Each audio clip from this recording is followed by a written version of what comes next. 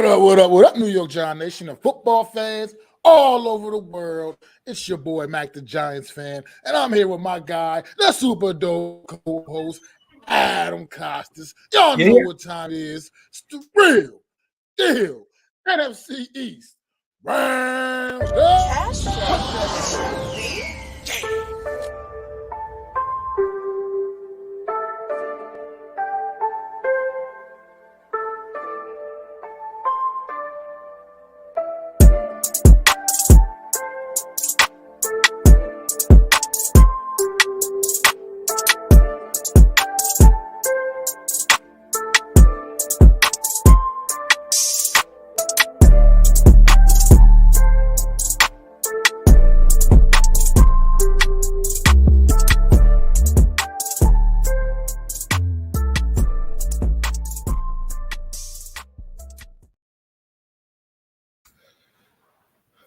Good afternoon, everyone. Good afternoon out there. Welcome to another edition of the Real Deal NFC East Roundup. Mac the Giants fan, Adam Costas, man. How you doing today out there, Adam?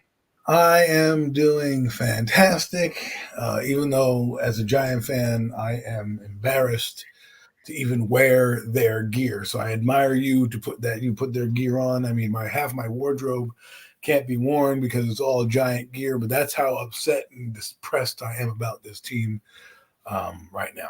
Other than that, I'm good to go. I'd share your sentiment right there for sure. Definitely share your sentiment. What's going on, Philly B? Appreciate you, my brother. But yeah, I definitely share your sentiment there on the Giants, man. But we'll talk. We'll definitely go into further discussion about those guys in a little bit, man. But let's get right to it, man. Let's go up to Foxborough on Sunday, man. The Washington Commanders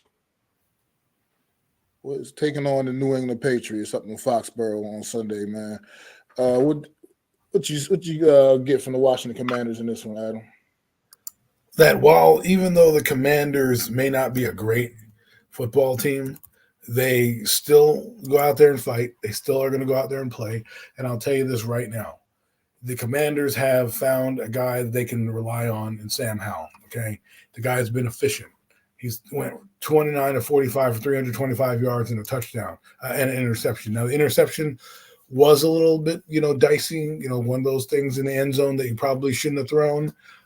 And hopefully he can evolve from that lesson. But he is growing every week before your eyes.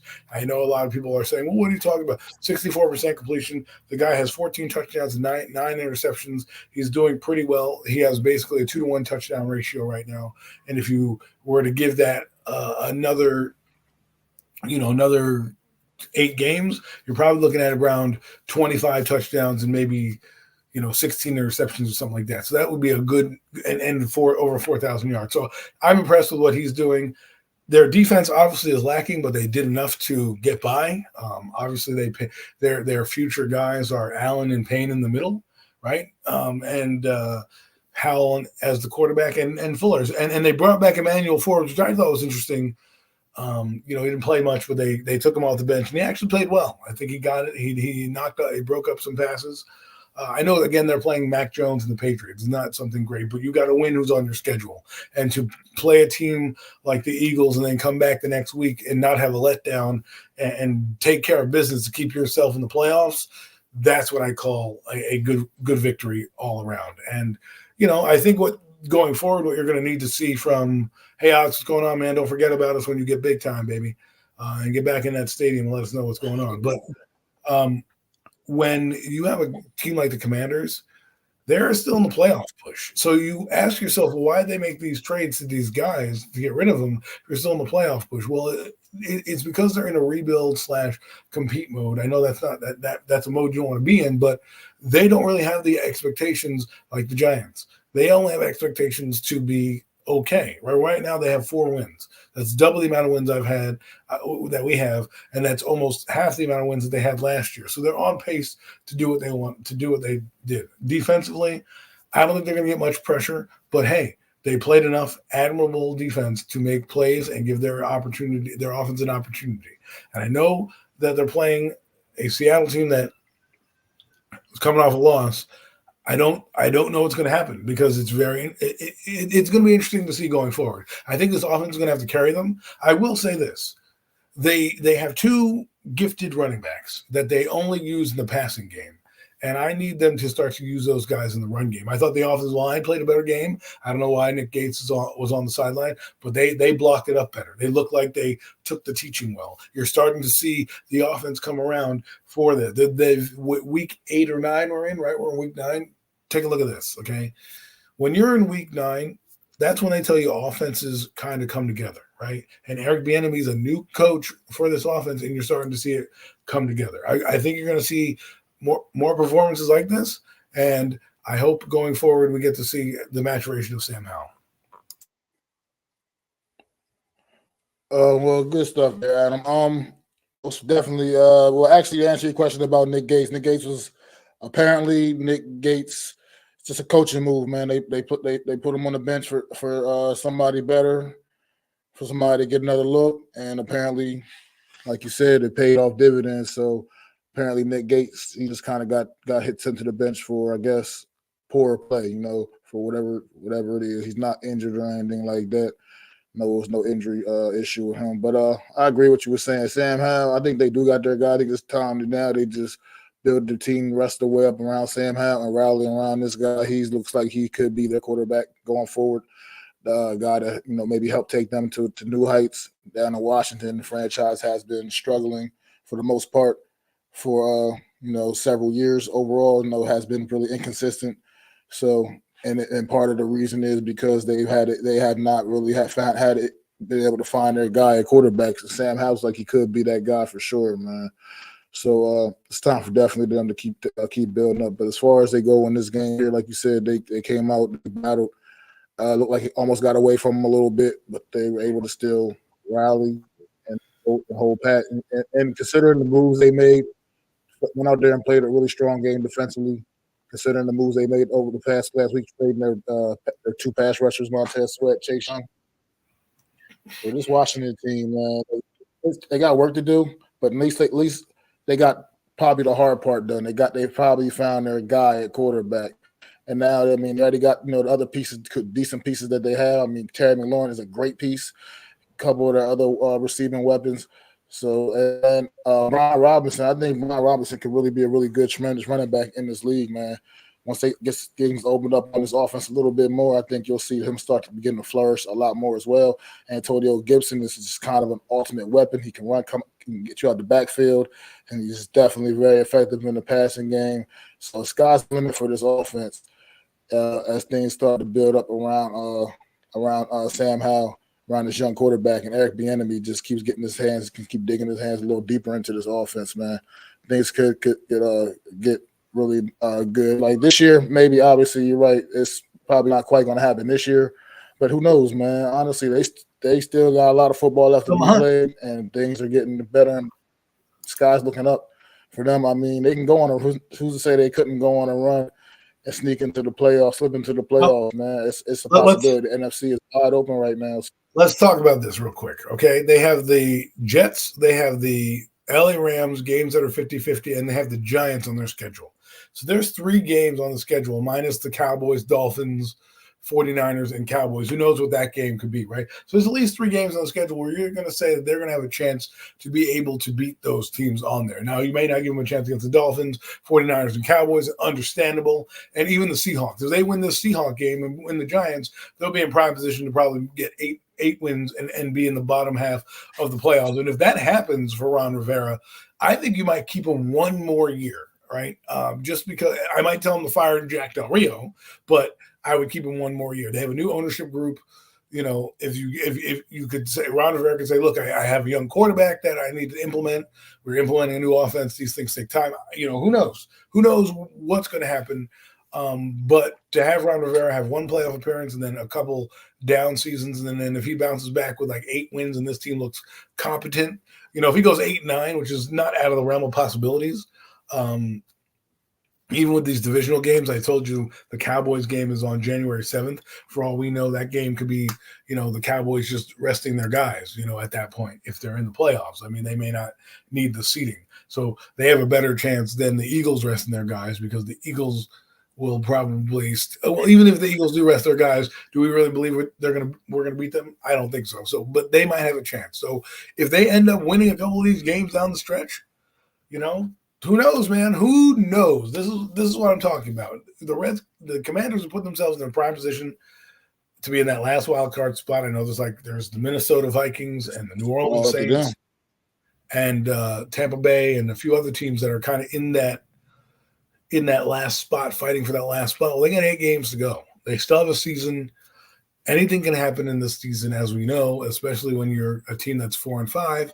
If the Giants are 4-5, I guarantee we'd be banging the table saying there's a chance for this team to go into the playoffs, right? Especially with the second half of their schedule easing up as it is. But as it is, Commanders have a chance. And while it wasn't a resounding victory, they came back and beat a team that was clearly on their level, but clearly had their own turmoils and issues going on. And they beat that team. And they put together back-to-back good performances by the quarterback. And that's what you want to see. Absolutely. What's going on, Willie Vassar, man? Thank you for stopping in. No mess, no nets, no jets. Appreciate you, bud. Daniel Barry. And, of course, Alex, man. Appreciate you always stopping in, man. Most definitely. But, yeah, like you said, it's up to the Commanders now. It's totally up to them and what this team really wants to do, man. You said they put themselves in absolute prime position, and they control their own destiny. Like I said, you're not going to can't look for help from anybody. You just got to go out there and get it yourself, see how hungry they really are, and go get it themselves, man. And they got to, like, this is the key matchup this week. This is a team, a playoff Cowboys, a playoff team from a year ago, and a pretty good team in Seattle, coming off of a bad loss against the Ravens last week. So they're going to come in. They're going to be hungry. They're going to be angry out in their home stadium out there in Seattle, man. This Commanders team gets to go in there and see what they're made of, man. It's a big test for the Commanders to see if they are potentially ready to go on a run here, because they do have some winnable games coming up, like you mentioned. Some games that they absolutely can go out there and get the W. So it's going to be all the Commanders here, man. And speaking of which, we can go ahead and start previewing. Might as well start previewing. Go ahead, preview this game here. The matchup out in the Pacific Northwest. Seattle Seahawks, Washington Commanders. What can you expect from this game, Adam? What I expect from this game is a hard-fought game on both ends of the field. I think Seattle has something to prove after they got the doors blown off by Baltimore. Absolutely look like a rebuilding team, not a team that we think might be contending for a championship. They look terrible, and we'll see what happens with Leonard Williams and the rest of that defense. But if Seattle wants to be taken seriously and contend for the division, because let's be honest, they still have a chance, you have to beat this Commander team. As for the Commanders, you got to go out and just do what you do. Keep putting up points. Keep looking good, and your offense. We know talent-wise the deficiencies are there. We know that you're technically punting the season when you make all those trades and give guys away. So we understand it. Play hard, play sound, and you never know. Maybe you turn Geno Smith over. He's known to turn the ball over. You're seeing a little bit more of the old Geno Smith as opposed to the new Geno Smith with the Seattle Seahawks. And if you can turn them over and keep the game close, you never know. Now, that 12th man is legit. They are legit. They legitimately cause problems. It's the way the stadium is built. It's one of the advantages that they love in the NFL. It's why the Seahawks being good is relevant, because their fans do factor in more so. I mean, fans factor in across the league, let's be real, but for whatever reason in that stadium it's slightly a higher octave. So work on your silent count. This is the type of games that Ron Rivera tends to lose. They get a lot of penalties, they look sloppy, all that type of stuff. If I'm the Commanders and I'm a Commander fan, barring the outcome of the game, I just want to look competent. I want to look like we're a competitive football team. We understand what we're doing on offense. We understand what we're doing on defense. We may not have the talent to keep up with these two teams because, Seattle just got more defensive talent with Frank Clark. They just got defensive talent with Leonard Williams. Their DBs are good. They have Bobby Wagner. So their defense is pretty solid, right? Then you have the back end of their team with Witherspoon and things of that nature. So their defense is pretty solid. Offensively, it all goes with Geno Smith. That's it. If Geno Smith is cooking, you're in trouble. If he's not cooking and he's playing Geno Smith type football, then you have a chance. So Commanders, go out there, play sound defense, limit the penalties, because penalties, especially this year, the refs have been impacting more games this year than I think I've seen in a longer time. But we can get to that in a different discussion. That could be a discussion for premium takes about what we think is going on with the refs. But right now, you got to play a sound football game. You take it out of the refs' hands and try to win soundly, and see if the Seattle team is really fraudulent. Absolutely. No mess, no Jets, man. Yeah, put up the comment earlier. Magic and Company going to want a fresh start. Ron could be done if no playoffs. Does the ownership even want playoffs this season? I'm gonna just answer this, reply to this, like just from a competitor standpoint myself. From like when I used to be in competitor, you always want you always want to go to the playoffs. You want to win. You want that opportunity, and so there's no doubt in my mind that's what they want to do. That's if they can actually make that happen, make that run.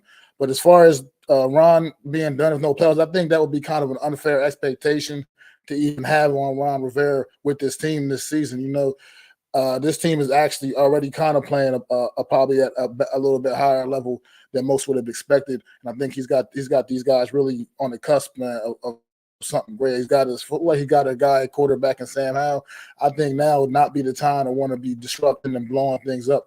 You got a good thing there. You still like you do probably look like you have a coach in waiting there, Eric Bieniemy possibly. But at the end of the day, man, Ron Rivera overall, man, people had their strong opinions about Ron Rivera, but he's overall been a competent coach in this league. I mean, throughout his tenure as a head coach with the Carolina Panthers, as well as here in Washington now, man, he's got this team definitely playing above the numbers overall. I mean, they've been playing tough. They've been competitive in pretty much every game other than a couple games this season they played this season. They've been pretty competitive most of the way.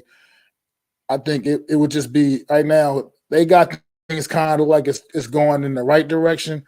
I think making too many drastic moves, blowing things up, that's not the way you want to go, man. That's just going to cause you to regress even more as a franchise, man. That's just my opinion. I don't know if you have an opinion on that, Adam, but the thing is this: I think keeping Ron one more year to see what happens and then raise the bar to the expectations. Say, hey, listen, we're expecting playoffs. Fine. If you don't find any viable candidates, he's already brought in Eric Bieniemy, who's really changed Sam Howell and the culture of there. If you really are going to go with Sam Howell, these are some of the shortcomings you are going to encounter, right? This team is lacks a lot of talent, but they play hard for the guy. And we'll see. Maybe I know No Mets is saying, I only ask because it seems like an organization is ready for a reset. I agree with you. Had they lost to the Patriots, you probably see that reset. But then because they won to the Patriots, you got to ask yourself, hey, you know, why not us, right? And give a chance. I think people forget that good teams also need to draft good players, right? So to acquire assets without having to draft a quarterback allows them to freely move up and down the draft board to get whomever they want, such as the Marvin Harrison Jr., such as, one of the top edge rushers, because guess what? There's going to be a lot of edge rushers in this draft that are going to be premium picks. And because a lot of quarterbacks are going to be, fought for in the top 10 at least, you're going to have guys slide down into your draft slot. And you'll have ammunition to move up and get guys if you would like to do that. So I think what I think will happen? I think Ron Rivera will retire and say, listen, I have a great coach in Eric Bieniemy, and let Eric Bieniemy be the head coach. And then boom, and say, okay, fine. Now he's going to be the head coach. He'll probably keep Jack Del Rio, run it back again. I don't know what they're going to do, but that's what I would do if I was them, right? If you don't want Ron Rivera, say, listen, we already have a coach in waiting. Why even bother? You'll have to do your rounds, obviously, and do your rounds of interviews. But if Eric is Bieniemy, and look what he's done with the quarterback. Just look what he's done with the quarterback in your offense. Okay, this was the year if you sucked as a team, you could draft your replacement. Well, right now, this guy is playing better than some of the other quarterbacks in the league right now, better than some of these other guys. And for a young guy coming in for his 8th start, 9th start, 10th start, whatever it is, and he's on pace for almost 5,000 yards, damn near. you gotta think about keeping that guy, because that would blow out Baker Mayfield, that would blow out Daniel Jones, that would blow out Trevor Lawrence in like the first year of starting, even though it's his second year. That would be like Patrick Mahomes. It's similar, right? You started him last year, got a game last year to play, you brought in a coach, and bang, and away you go. So we'll see. We will see what happens. But to me, make sure you do your due diligence. If you want to fire Ron, tell him to step down at least, and then Eric Bieniemy can be the coach. And that way, you don't have to go through the searching process. I think that's what's going to happen. I think that's probably what might happen. We don't know what the new ownership group's going to do. If they're going to let, the GM say, hey, listen, if they're going to fire both the GM and the coach, who knows? Who knows what's going to happen right now? The best thing Ron Rivera can do is show you that he's competent, show you that he's got this team playing hard, and show you that they're competitive. And, hey, if they end up in third place than last year, that's better than fourth place, and that is a mark. Even though it's a shitty mark, it is a mark on your record. Say, listen, we finished in third place. We get a couple guys. We have our quarterback. We get an offensive line. We get our defense. We get a defensive coordinator that actually attacks more than Jack Del Rio, and maybe we're on to something. Who knows? So for me, I'm more optimistic about the Commanders than I normally would be, but I just think, would you look at the overall view, even if you change the coach, they still head, to me, I believe, heading in the right direction. Yeah, I mean, I agree, man. I just think why rock the boat right now? If you got things going well, there's no real need to rock the boat, in my opinion. That's just the way I feel about it. Could be an old school mentality. Not for nothing. Ron Rivera's been in a shitty situation, right? I mean, you've had the turmoil with the team, with the owner, and all this crap that's going on. He's been the one constant of that team, trying to portray what a good coach is for an organization that's shit. Usually, I hate to say, look at the Giants. Look at the Giants organization. You got players leaking, this, that, and the other thing. Yeah, sure, guys are pissed off with Ron Rivera, but there hasn't been a mutiny. There hasn't been a turn on him, even with all the stuff that's going on. So I commend him for that. Yeah, absolutely, man, absolutely. But back over to the game a little bit. Just the Washington Commanders. See, the thing with these two teams is, I think most is safe to kind of say that these are two teams that most likely are not going to win their divisions, obviously, and they're rooting to the playoff is going to be through that wild card route, man. And these are two teams that could be battling out late in the season, man, for one of those spots, that seventh spot, perhaps. These are typical two type of squads right there that could be in the mix for that, man. And Washington Commanders can show you what they're really made of with this big opportunity to go out there to Seattle and see if they can get a big win. This is a big game for them right now. This pretty much kind of can make or break their season and let you know which way their season is going to go, or could at least potentially go. So I think they need to go out there and really try to get a big W on the road in a hostile environment. Like Adam said, that 12th man is absolutely real. But I don't know, man. This is going to be a tough one for me, but I just got this weird feeling, man, that, like I said, I believe in what I'm seeing, and I do believe in what I'm seeing in Sam Howell, man. I think this kid is the real deal, and I think he just gets better and better each and every week. And I think they go out there and get the job done out there in the Pacific Northwest, wow. Adam. I think they do, man. I think they upset the Seattle Seahawks on the road, man. Big-time game for the Washington Commanders, and I think they let everybody know that they're serious, man, about potentially trying to make a little bit of a run in this season, man. I think they go out there and do it. Disagree with you. I think that is a fun statement. They're only one game better than you, right? They have 5 wins, you have 4. Why not you, right? When you think about it like that, when football's mentality, that's what it is. It's a mental game. If you can psych yourself up and believe you can win and beat that team, why you should do everything you can to beat that team. So I kind of agree with you. I think you might be catching Seattle at the right time right now. They might be, trying to find their way a little bit. I don't think they're not going to be able to win the division. 49ers do have a brutal schedule as well coming up, so they have a chance to do it. But what I will say is, what they did, what the Cowboys need to do against the Eagles is what I'll say what the Commanders need to do here. Play close. Don't lose the game or get blown out. If you have to lose on a field goal, but be in the game, because that'll tell you, like, hey, listen, we competed with this team. Our quarterback threw for 2 touchdowns. He looked good. We lost because they're just that is, just because that's what it is, right? So for me,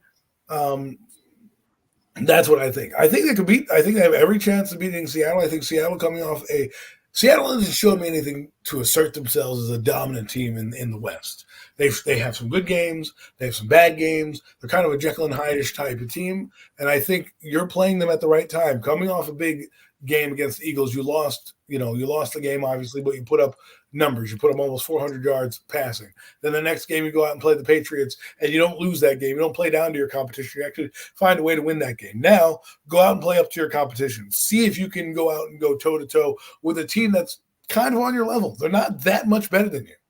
To be real, let's call it, keep it a buck. It's not like you're playing a 1-5 football team against a 5-1 football team. We're clearly the better team. No, you are playing a team that's 5 wins and you're 4 wins. And they're 1 game behind you because of their bye week, which you haven't taken yet. So go out and win this game, upset the world, and then next thing you know, you're at 5-5. The everything's in front of you. You control your own destiny at that point.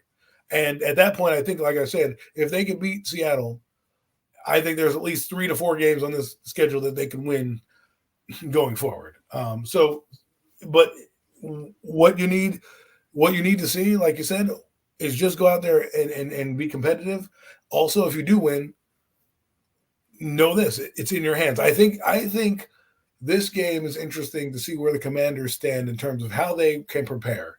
You'll see if they're ready to get to the playoffs by how they play this game, whether they win or lose. If they come out and look like dog shit, you're going to be like, all right, we're not ready. I expect us to struggle the rest of the way. If they come out and play hard and the ball bounces their way and they might win, then you got yourself something here. And I feel like this is – I didn't think I would feel excited. But if you're a Commander fan, you got to feel a little excited, okay? You got to be a little excited for this game because you won a game. You were in a game against the Eagles. You beat a New England team. Go steal one here in Seattle. Absolutely, man. I think it's a. I don't want to call games a must win for the Commanders, but I mean, if they really were serious about making any kind of run late in the season, it starts right here in this game and see, man. But I do like them. I like them to go out there and pull off the upset on the road in a hostile environment. I think it's another. Sam Howell takes yet another step. I mean, I'm really impressed with these kids more and more each and every week. It's getting to watch. Yeah, I'm not a Commander fan. Unless you got any final thoughts on the Commanders, we can get ready to move on, though. Listen, keep it moving. Keep maturing SH, and we'll see where that'll take you. Let's move on. 4:00 window on Sunday. Main event status right here type of game, man. One of the absolute games of the week. Dallas Cowboys travel to Philadelphia to take on the Philadelphia Eagles in a showdown game in the NFC East, in which the Philadelphia Eagles came out on top. You always say the cream rises to the top. Well, the Philadelphia Eagles found a way once again, pull off the W, 28-23 over the Dallas Cowboys. Adam, how do you feel about this one? First and foremost, the Cowboys did what I said. There was 3 tiers last week. If you guys remember, I said the Cowboys go out and win, and they blow out, or what they'll do is option B is they'll lose, but they'll be competent and look good, and it's just a few plays, or they'll be option C where they get their doors blown off and look like they shouldn't even be on the same field. Well, they were close. They were option B, but they were closer to option A. A few plays here, a few plays there. The game could be different. They can go out and hang with this Eagle team. The Eagles did turn the ball over, which kept them in the game, but let's be real. The Cowboys kept themselves in the game. If they make that 2-point conversion, which at one point I was like, why are you doing it? But now I realize why, because that last drive, you wouldn't have had to go on for a touchdown. Had you gotten it, you would only have to kick a field goal with a kicker who's playing pretty well and put it into overtime. And then at that point, you just have to, luck of the draw at some point. Dak Prescott is a guy who showed out in this game, I do believe. Yes, he did lose it for them, and I get it. He stepped out of bounds. Again, you're running fast. I can't blame him per se for that. He did step out. That happens with everybody. If he doesn't step out, that game is tied, and maybe it's a field goal, and who knows, maybe the Cowboys win at that point.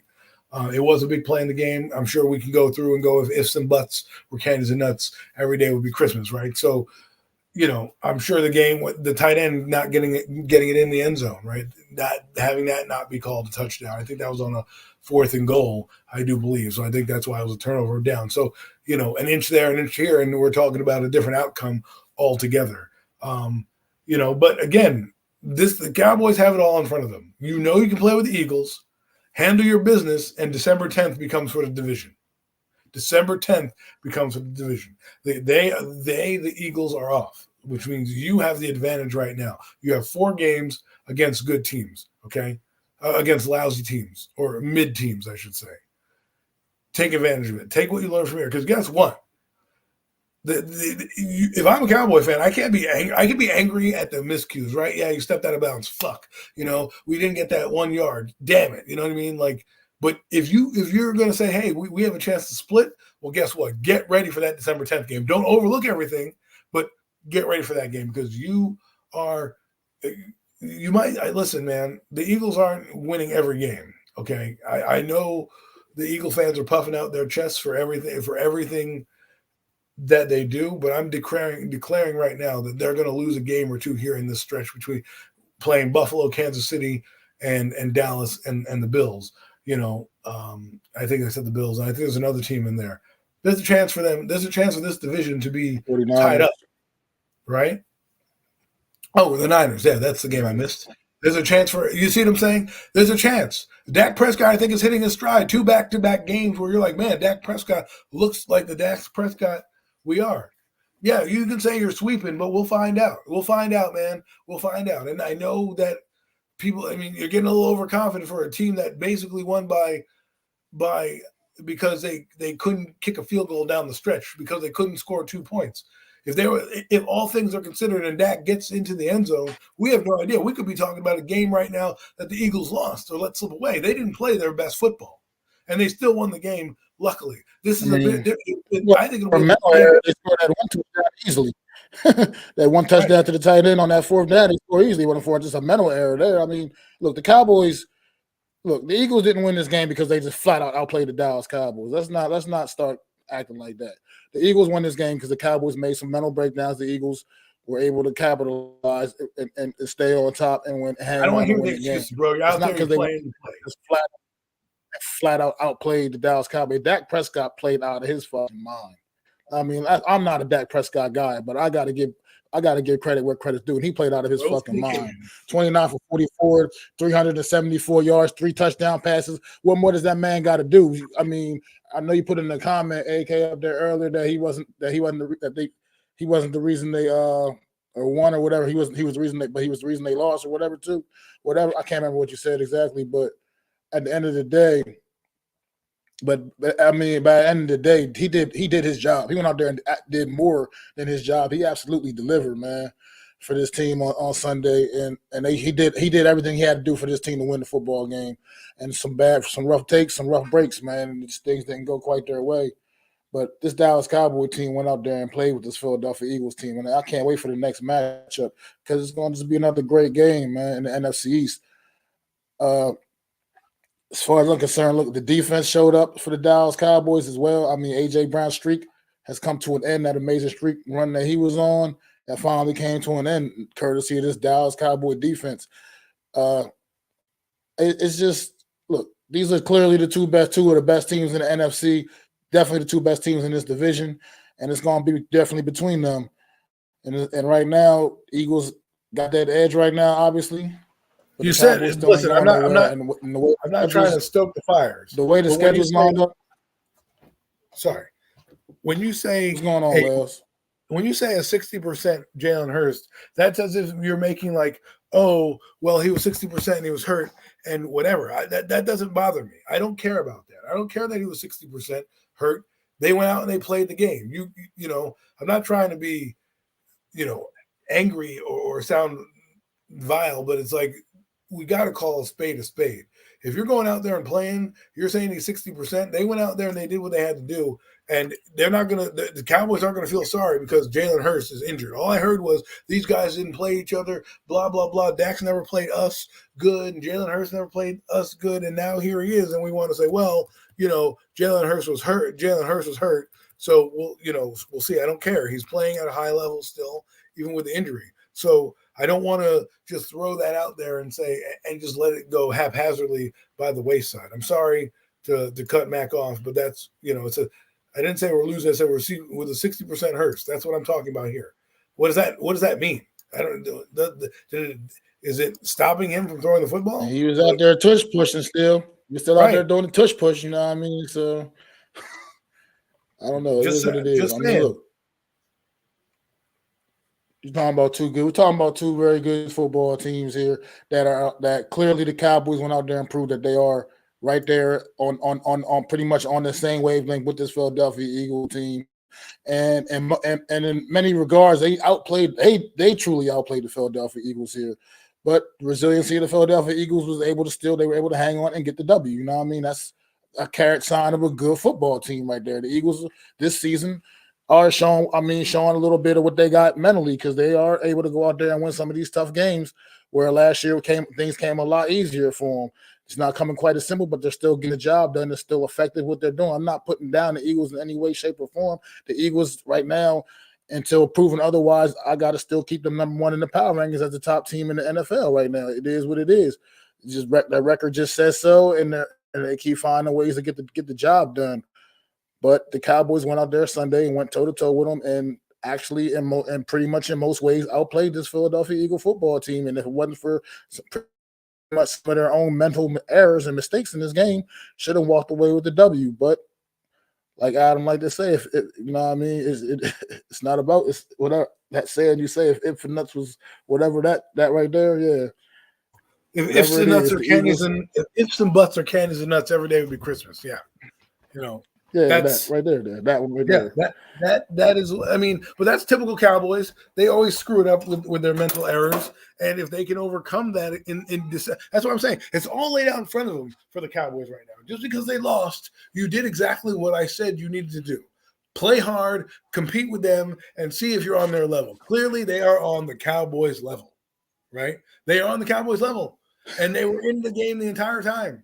And I wouldn't be surprised if these two teams meet in the NFC Championship game for a shot at the Super Bowl. I would not be surprised if that happened. They made a third time, and it's all for all the marbles, I mean, this is going to be a great rivalry. This is going to be a great, down the stretch race between these two teams, and we'll see. We'll see what happens. I mean, I'm excited. I'm not.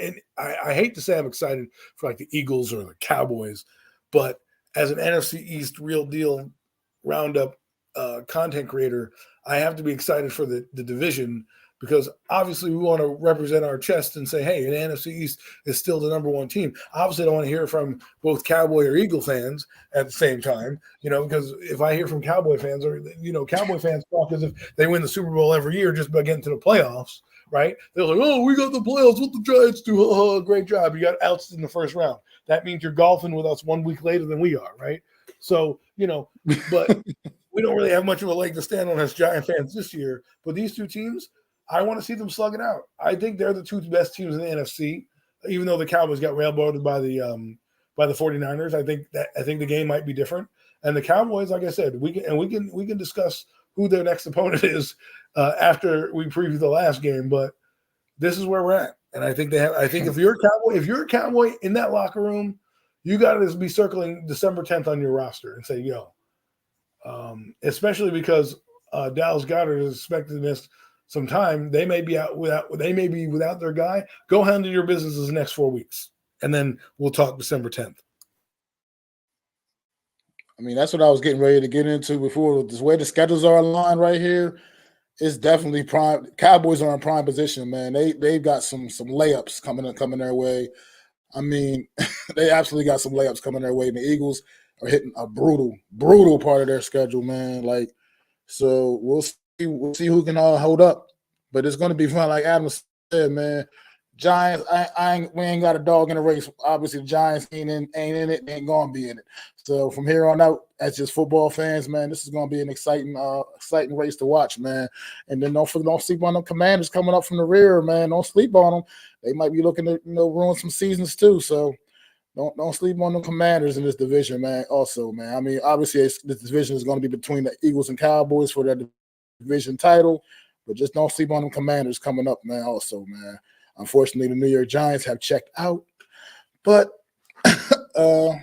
we will be getting to them right now. As a matter of fact, no time better than the present.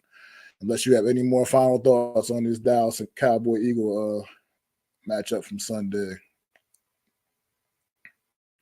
You can get right to the debacle in Vegas.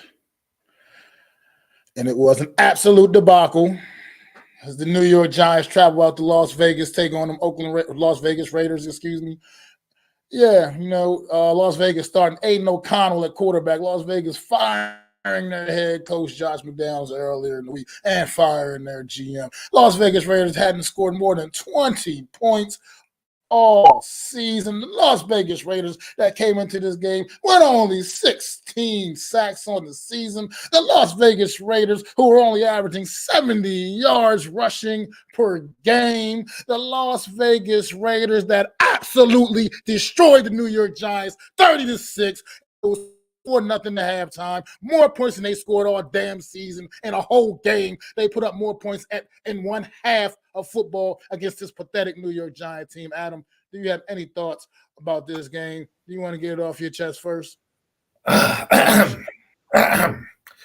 So, this is what I have to say about this piss poor team. Okay, you came out here, and I have a bone to pick with Brian Dable. Brian, come up to the front of the room. Because I have to ask you a question.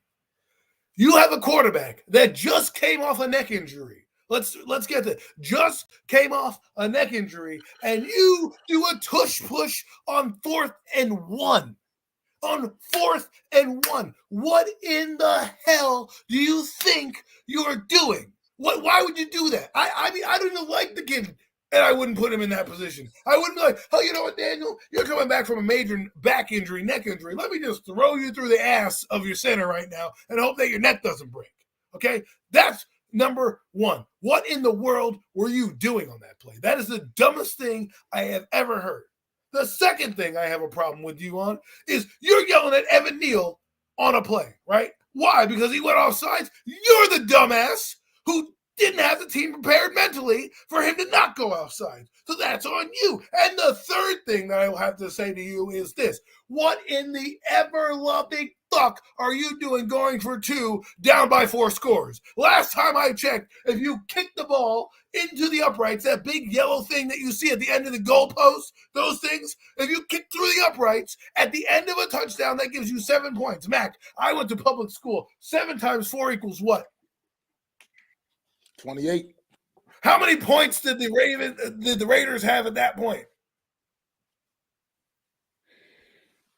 27. They had 27, yeah, 27, yeah. So let me ask you this question. You and I both went to public school. I mean, I know about me. I don't know about you. You might be rich. You went to private school. But either way, we got an education. And I did not. Is 28 greater than 27? It is.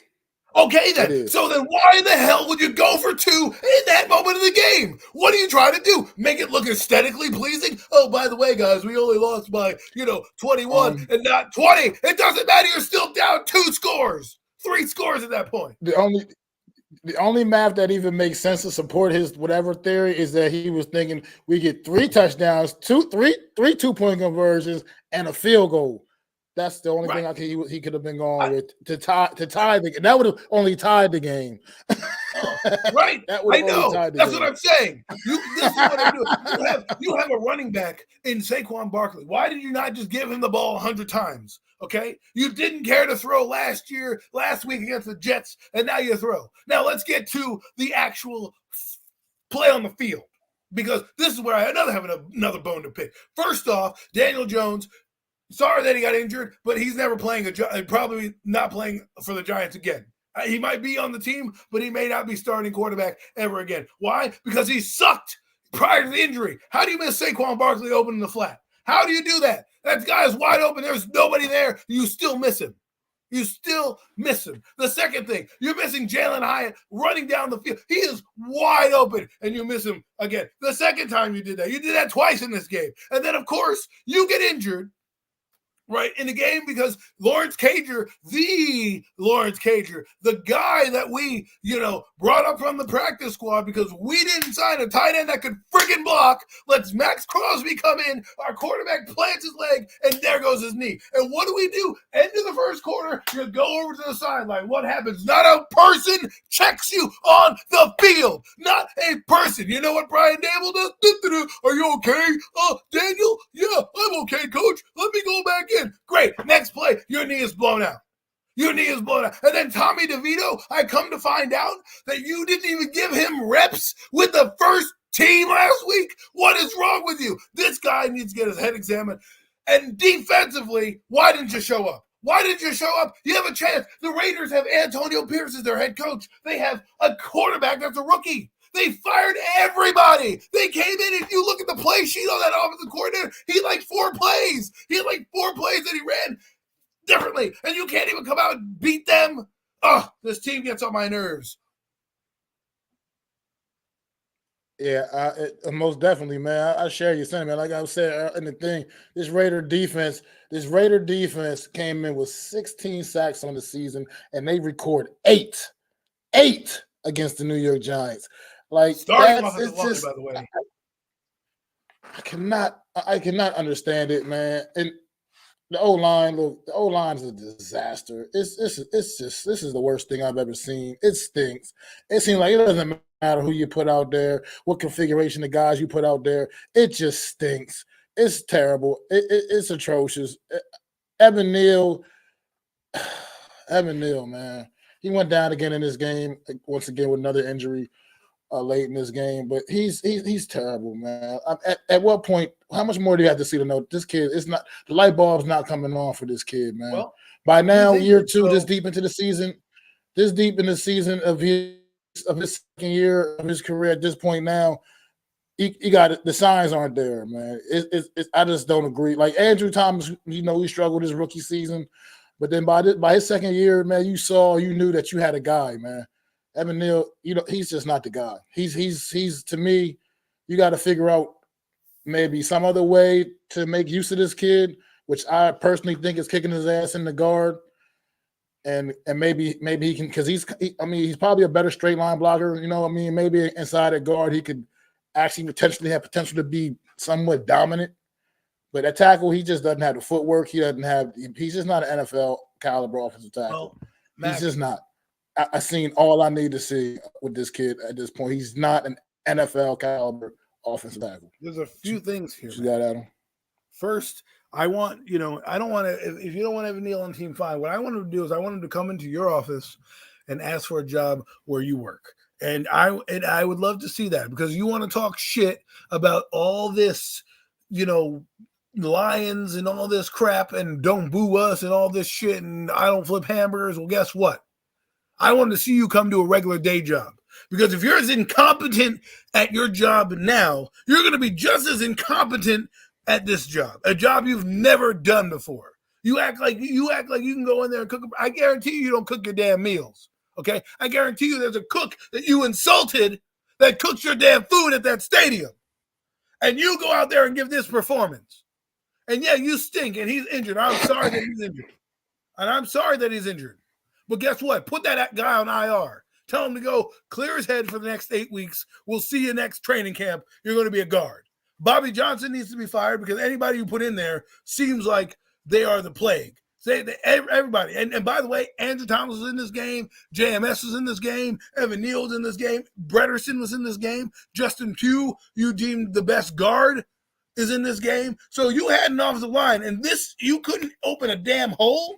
You couldn't do anything. You gave up 8 sacks. What are you talking? Excuse me. You gave up 8 sacks to a team that averaged 2 sacks a game. 2 sacks a game. They got 8. What do you think the Cowboys are going to do? What do you think the Eagles are going to do? We haven't even got to those teams yet. But just to go back into like this defense, well, like you said, this defense who played such good football the prior 3 weeks of this season against the Jets, the Commanders, against the Bills. Great defensive performances from this football team. And to come out here against an offense like this Las Vegas Raider offense and just had the struggles in which they had to a quarterback making only his second career start. I mean, who the hell knew? How many people knew Aiden O'Connell, prior to last week, honestly? Not many normal, not many, not many casual fans knew Aiden O'Connell prior to like last week's performance against the New York Giants defense. This New York Giants defense came out there and just absolutely, I don't know what they thought, what they were thinking, if they were just thought they just go out there and go through the motions. They were feeling themselves a little too much because of how they played the last few games. But to be able to not even barely touch Aiden O'Connell the entire game, I think they had one quarterback hit the entire game. One quarterback hit on Aiden O'Connell. One quarterback hit. He didn't force this kid to make a mistake. He didn't even make this kid uncomfortable at any point in time. The entire defense just kind of disappeared.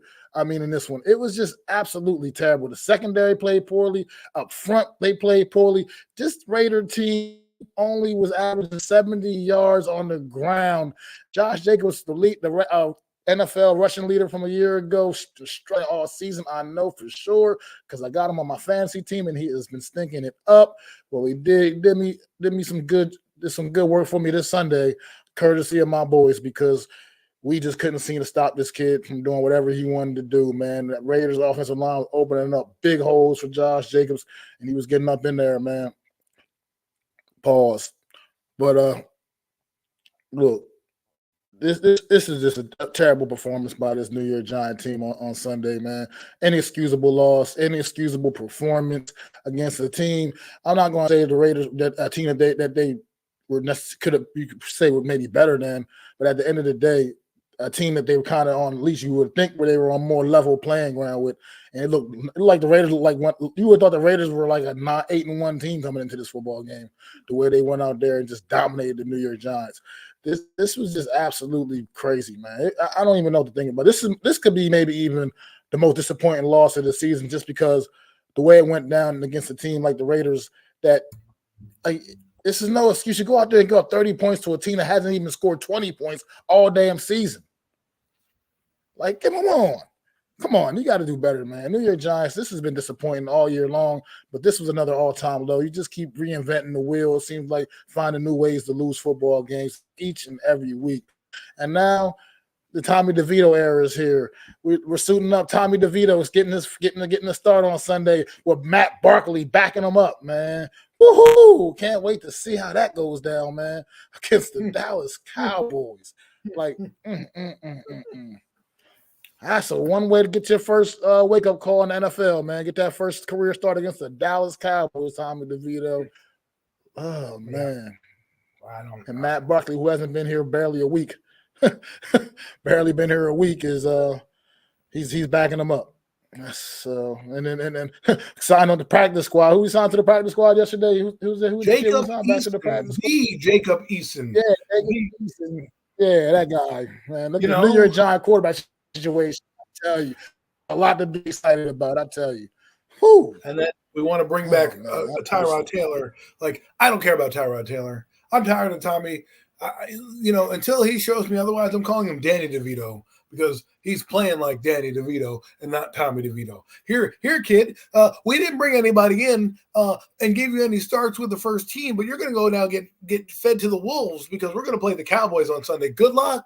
Thanks for starting. Thanks for playing. Like, this kid, this team disgusts me. It just disgusts me from top to bottom. It is rotten in Denmark, and I wouldn't be surprised if they are tanking just in a way where it doesn't look like they're tanking. Because you got to ask yourself this question. Mentally, McKinney has checked the defense out. This is what losing does. You fracture a locker room. The locker room is pointing their fingers right now. Well, at least McKinney is. And for me, we don't want him either. I'd rather take my chance on a rookie than Trey Lance, but that's okay. Then McKinney's playing himself off the team. You didn't bring any viable backups in. You don't want to really win, so you're bringing in Tommy DeVito. He doesn't get prepared. You have no real game plan. I don't know where this team is going to go. I don't want to see Tyrod Taylor because at this point I want to evaluate talent. And I don't care if Tyrod comes in. I want to see the young guys play, get them experience. Even if Jalen Hyatt only catches 2 balls, he at least got the ball thrown to him. You know what's funny?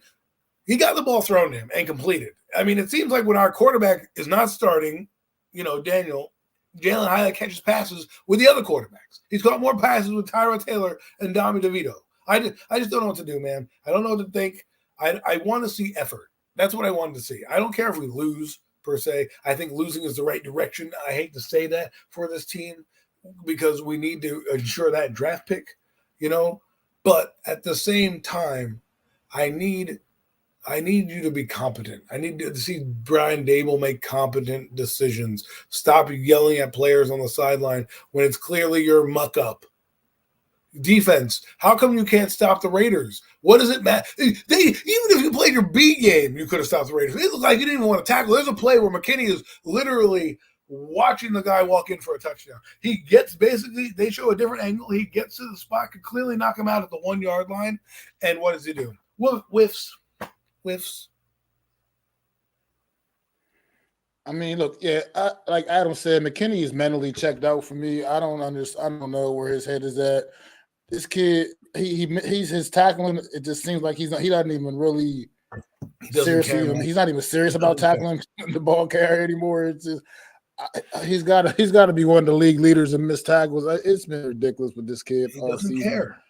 At this point, at least he's backing it up. At least he's backing it up. I'm glad he's a leader on this team. Not. You're going out there and you don't even act like a leader. You're stinking up the joint. You're pointing fingers all over the place. How are we supposed to respect you and sign you as a leader? You're supposed to be one of the stalwarts of this defense, one of the guys we were relying on, and you haven't even met up to your draft status. And I know you're mentally checked out, and this is what I mean by Joe Shane. You had a chance to ship this guy out of here. You decided to keep a lot of guys on the roster. Right?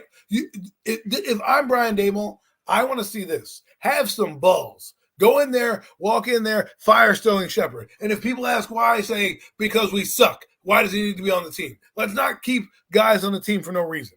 Right? We're keeping McKinney on here. You should have traded him because now he's going to want an astronomical number and doesn't want to be here. And it's not because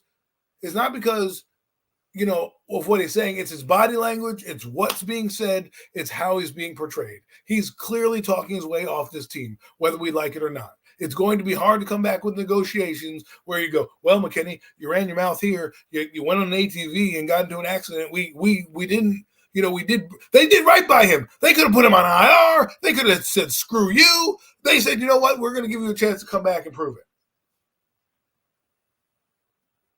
I mean, look, I'm agreeing here with you, Alex, man. McKinney, to me, is starting to look like just very overrated player. I mean, 2nd round draft pick a few years ago. He just is not. It's not all coming together, man. And maybe it's just not like other people. He just need to change the scenery, get out of here, go somewhere else, and carry on with his career. But I wish Joe Shane.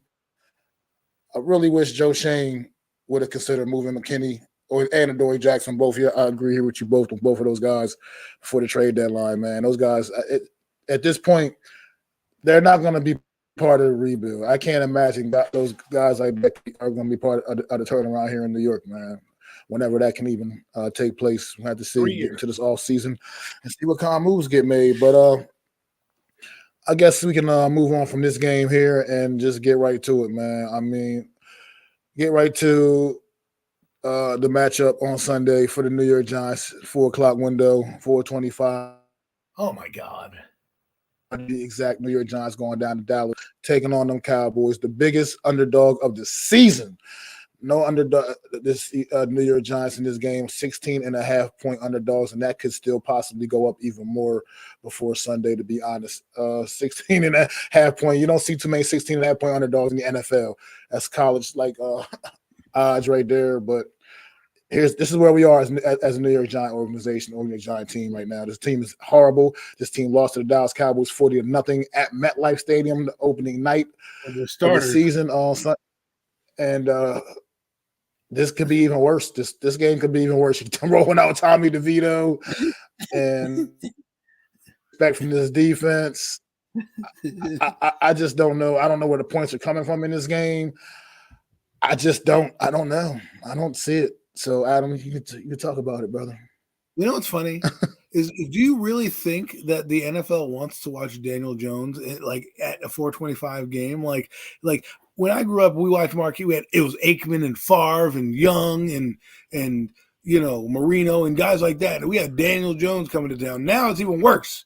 Now we got Tommy DeVito playing. The New York Giants are coming into Dallas Stadium with Tommy DeVito led. Like what are we? Tommy DeVito's pizza parlor? Like we're the New York Giant pizza game? Like that's what it feels like. And I don't even know what's going to happen. I'm hoping that we don't get shut out. That's all I'm asking. Don't get shut out. Don't get shut out. That's all I ask. Figure it out. Get into field goal range. Fluky shit happens. Maybe you catch the Cowboys napping. I don't think so.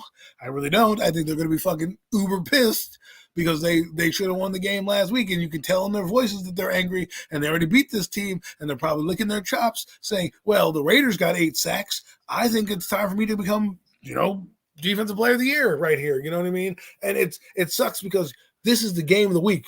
The game of the week, and the NFL fan base gets the New York Giants and Tommy DeVito-led New York Giants. Oh, and by the way, Saquon Barkley, I heard, was limping in practice. So there you go with that, okay? Whether or not we want to believe it, they said he was laboring on his leg and kind of bothering his ankle. I wouldn't be surprised if he's banged up. We got a guy who played two plays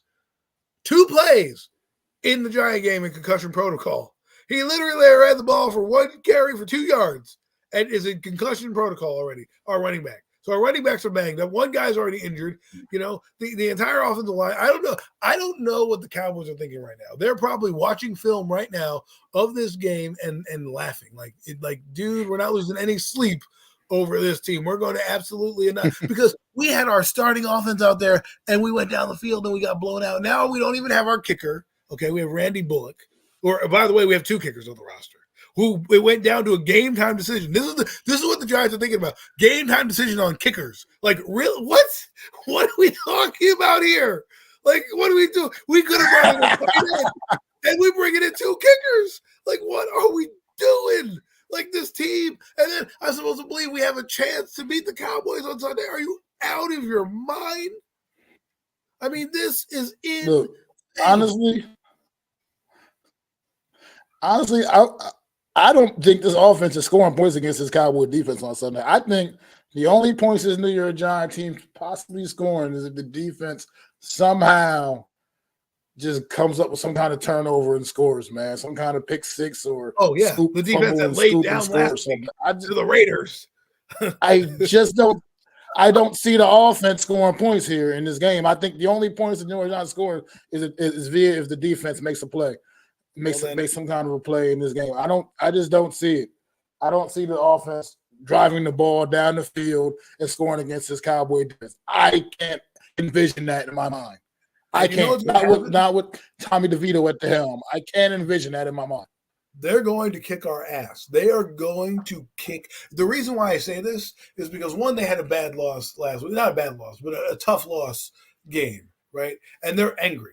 And they want to prove to the world that they are still dominant. And they're going to want to dominate this team right now. And they're going to want to embarrass us. I was going to say, you know what, Mike McCarthy? Call the dogs off. Don't go so hard. Please yield. But you know what? If you want to drop 50 on us, go ahead. Drop 50. I don't care. Make us earn every inch out there. Because if I'm the Cowboys and I have pride and I'm a prideful defense, I'm there in the meeting room. And I'm Micah fucking Parsons. I'm standing up in the middle of the room, and I'm going, look, if we give up a touchdown to Tommy fucking DeVito, all of you are putting $1,000 in a charity bucket, and we're giving our money to charity. I'm finding every one of you because that's how they should think. If I was them, if I'm Michael Parsons, that's what I would say. I would stand up in the middle of the room. I would look at Dan Quinn like, listen, can I have the floor, please? And he'd be like, sure, Micah, have the floor. And I'd walk out there, and I'd say, look.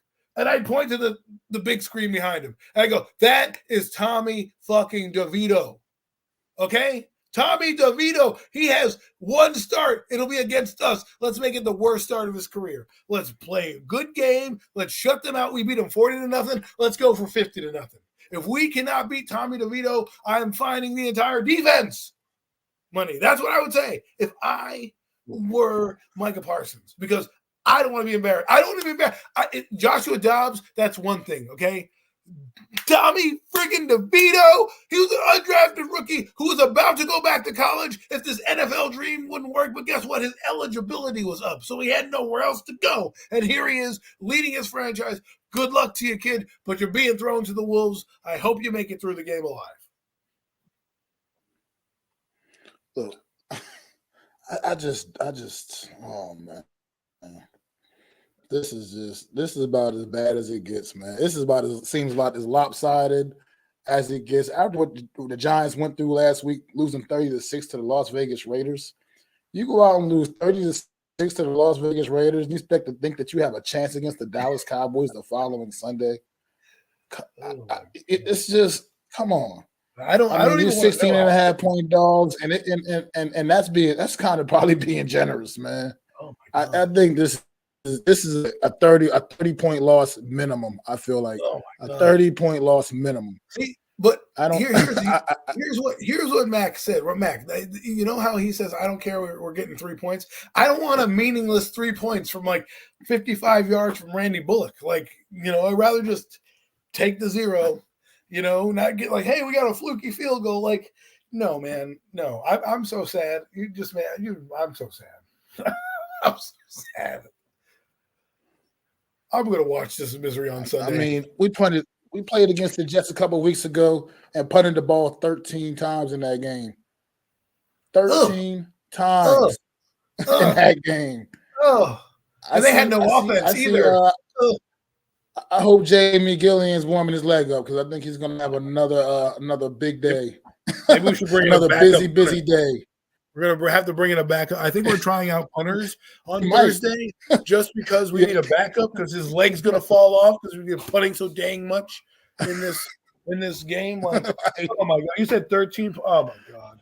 And you know what's worse? I know the defense is not going to come to play. They already put up with that showing. They're not going to come to play in Dallas. I just know it. I just feel it. I feel like the Jet game broke us, but like last week was the season.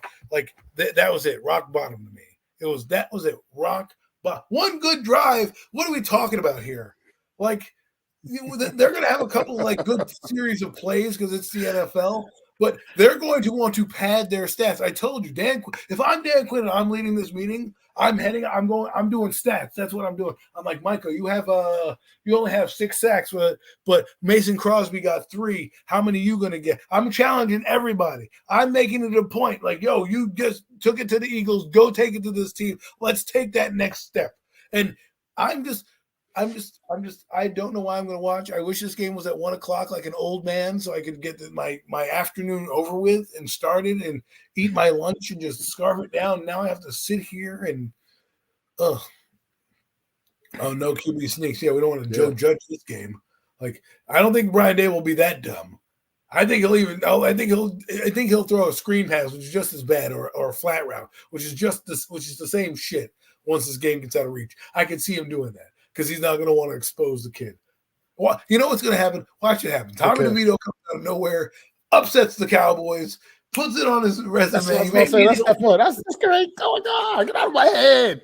I was just going to go there. I was like, get out of my fucking head. I was just getting ready to go there. I was going to say, Adam, man, let's have some fun. I was going to say, what if Tommy DeVito comes out there after a full week of practice with the number ones, knows he's going to get the start, goes out there, and just out of nowhere emerges as the next great quarterback in the league and lights the Cowboys up on Sunday? What if that happened?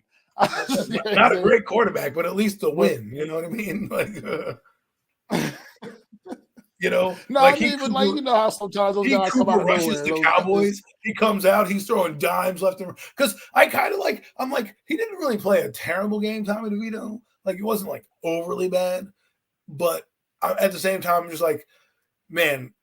What if he just comes out here and like hits Jalen Hyatt for a 60-yard bomb and, the Cowboys do what the Cowboys do, and that's get in their own head and, flub it up somehow. And next thing you know, Tommy DeVito's driving us down for the game-winning field goal, right? And all our fate rides on Randy Bullock, who, boom, misses the kick anyways. The Giants lose, a heartbreaker, but Tommy DeVito goes out and looks confident. You know what I mean? Like, make it fun. All right, but all serious note, do you think there's any chance in hell the New York Giants have in this football game? Any chance in hell? I have a better chance of winning the lottery than the Giants do at winning this damn football game. Yeah, but you're right. Noel. Welcome to the show, Noel, too. If you're new to the show, I appreciate you. Sub up to myself and my guy, Adam Costas, man. Really appreciate it, brother. But see, y'all do that. You have a tendency to play down the opponents from time to time. But see, you already had that game this season. It was against the Arizona Cardinals, remember? And you got when you lost that football game. So, yeah, that ship is sailed this season. We don't get that opportunity. We don't get that opportunity because you already did that already this season. We're gonna have the doors blown off by halftime.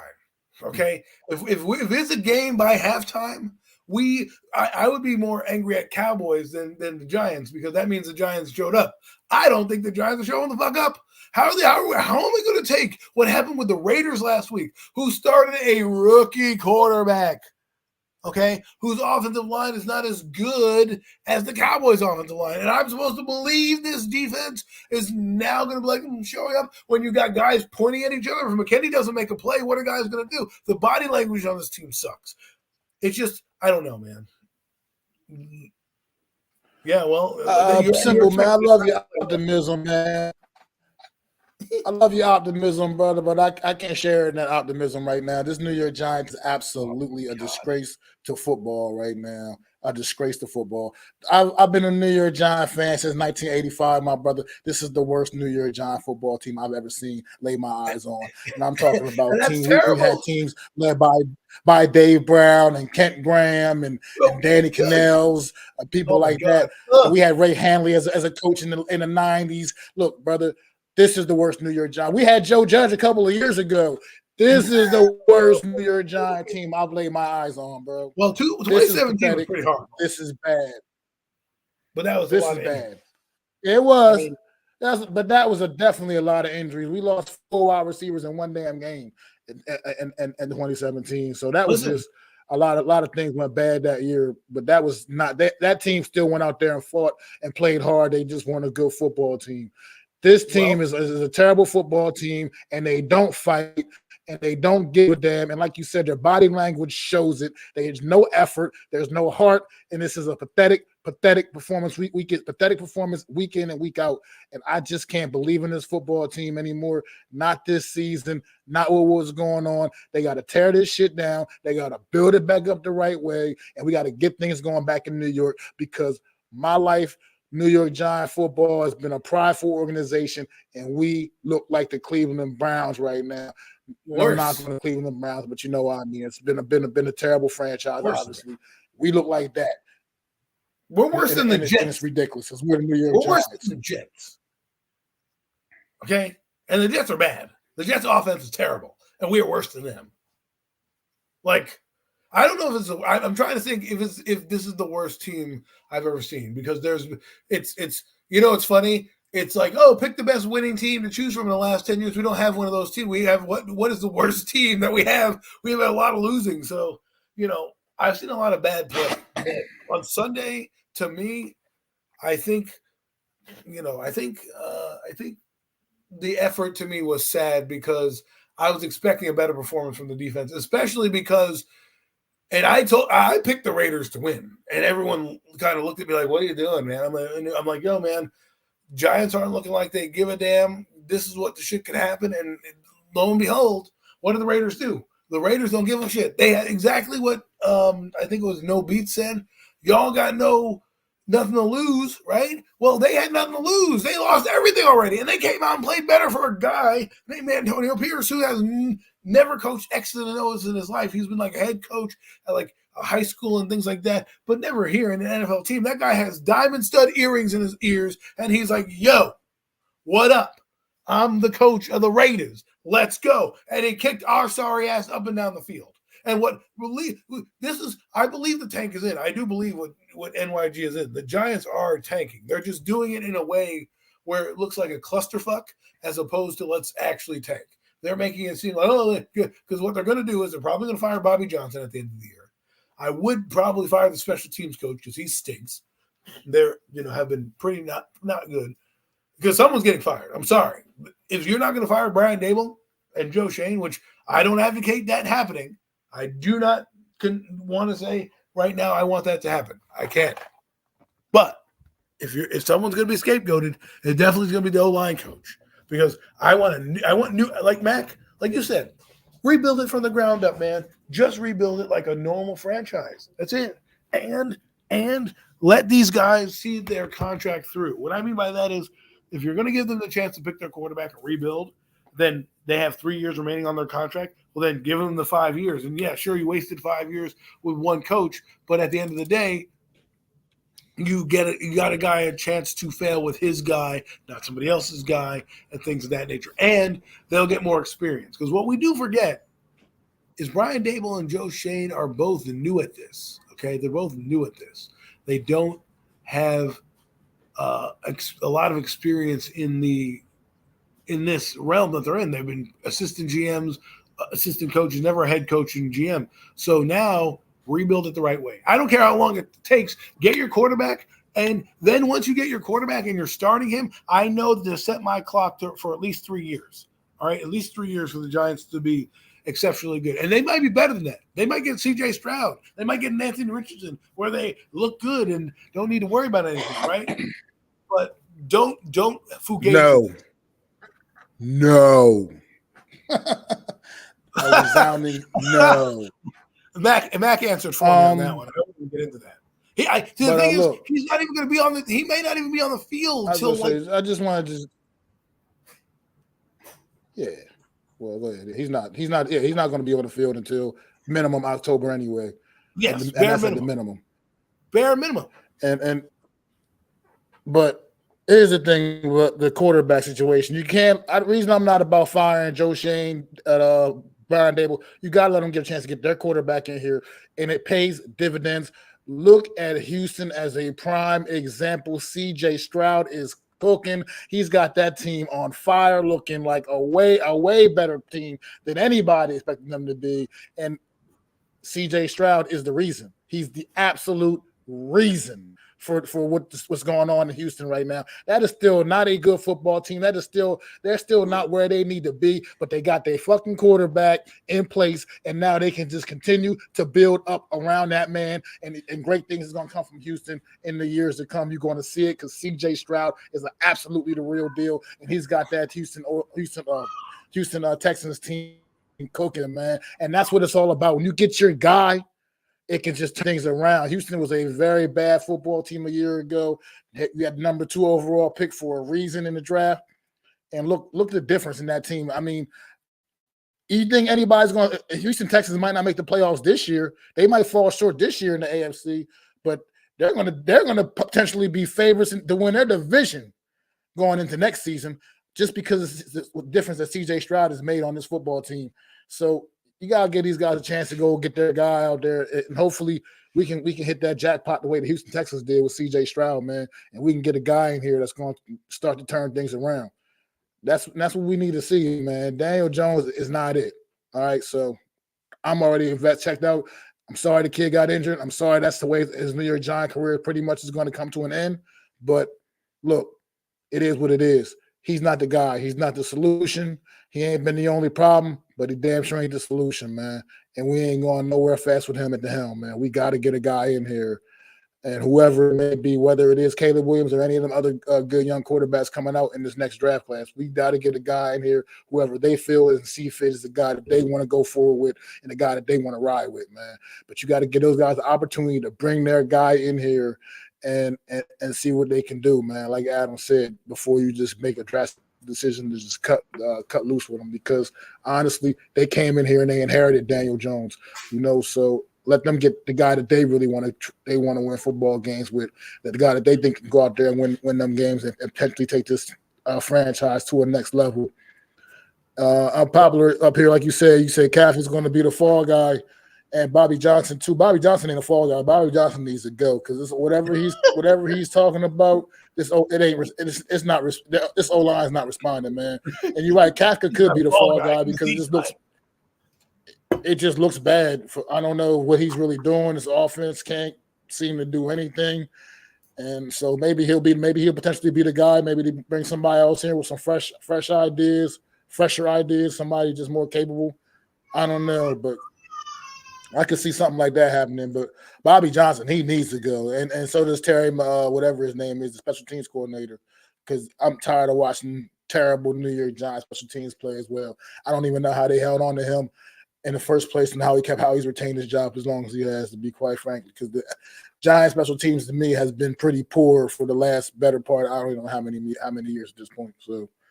Well, we'll see, man. It's a lot of changes need to happen, though. Already getting ready for the off season because the New York Giant team is clearly going nowhere. So, I mean, just start looking at quarterbacks, start seeing who the guys are, man. Who you want, man. Who you think this team needs to go out there and invest in. But a quarterback is a must in next year in the 2024 draft. An absolute must. You got to get your guy in there.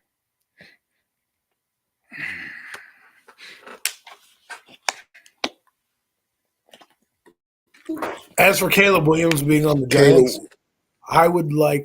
he's a good player. He's going to be a good player. There's a few things that scare me about him, but those are things that I think can be corrected, so it's not a big deal. But I am the things that I worry about a little bit is, does he have the temperament for New York? I'm not worried about him painting his nails or any of that other bullshit. What I'm more worried about is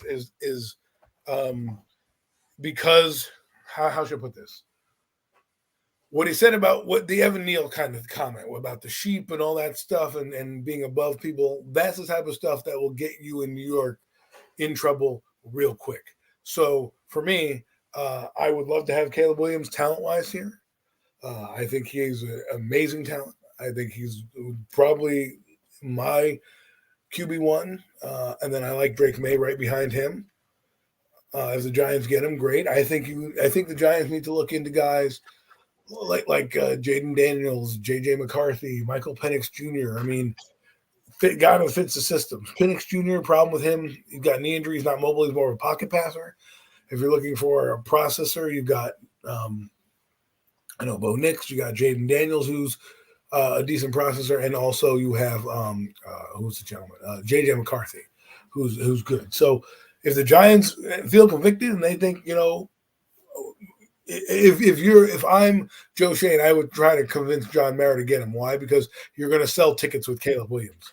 You're going to sell jerseys with Caleb Williams. You're going to be able to be marketable with Caleb Williams in New York. You get the flashiest guy out there. That's a New York Giants statement. So if you are the number one pick, or you happen to be number two, and you can trade up and go get that guy and make him the guy, the face of your franchise, guess what? That's a statement. And I don't know, it would be a great statement for the Giants. I think Brian Dable can mold him into the guy that he wants him to be. I do believe so, but we'll see.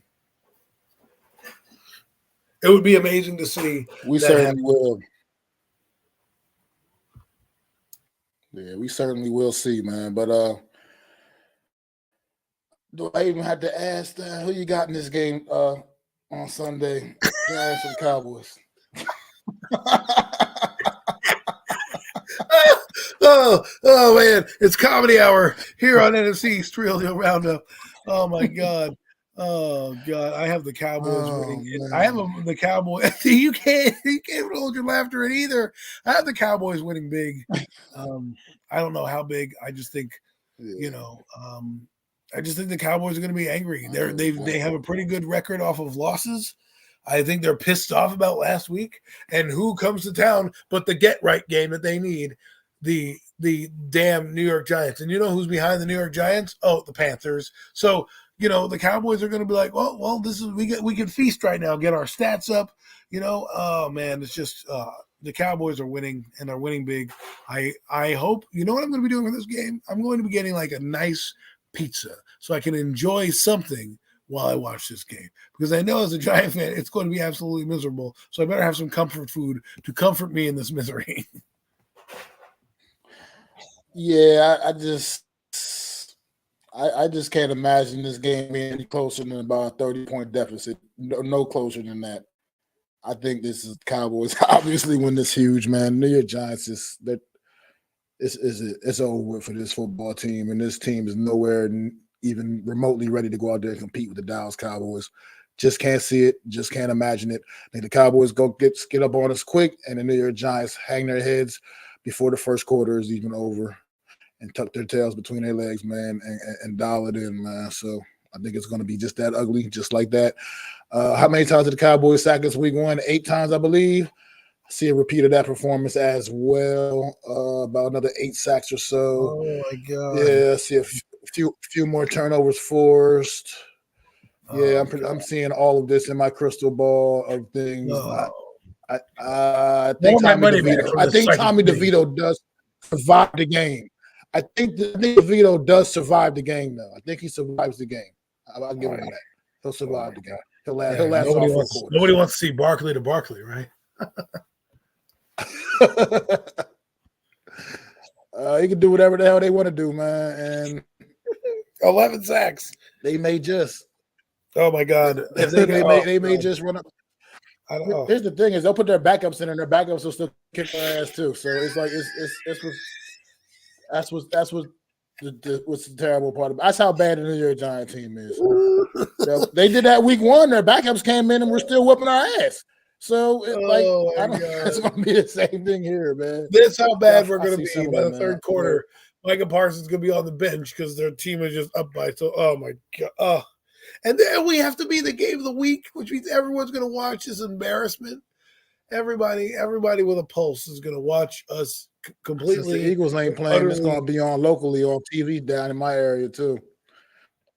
Since the Eagles ain't playing, this game will definitely be the game on locally on Fox because no Eagle game to derail that. There we go. National TV, guys. On Sunday, then get embarrassed again. Guess it's going to be one of those sloppy Sundays. Have to break out the L's again, get the mad L's cracking, man. I'm so disappointed after thinking about it as a Giant fan. I'm just like, as a Giant fan, yes, I want to lose. I know it sucks and we're going to lose, but it's how we're losing. I know we're not going to be competitive. I know we're not going to even show up. That's the worst kind of losing.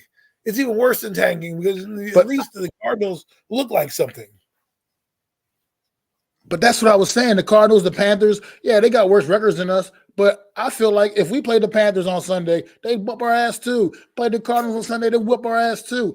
There's no doubt in my mind that we're the worst team in football. I don't care that the Panthers and Cardinals have a worse record than us. I believe that we're the worst team in the league because the effort that I see on the field. At least I watch those guys go out there and try. They try, and they just lose because they're not as good as their opponents. They don't have the talent to keep up with their opponents, and that's why they lose. But they put forth an effort that I don't see from this New York Giant team. I just don't see it.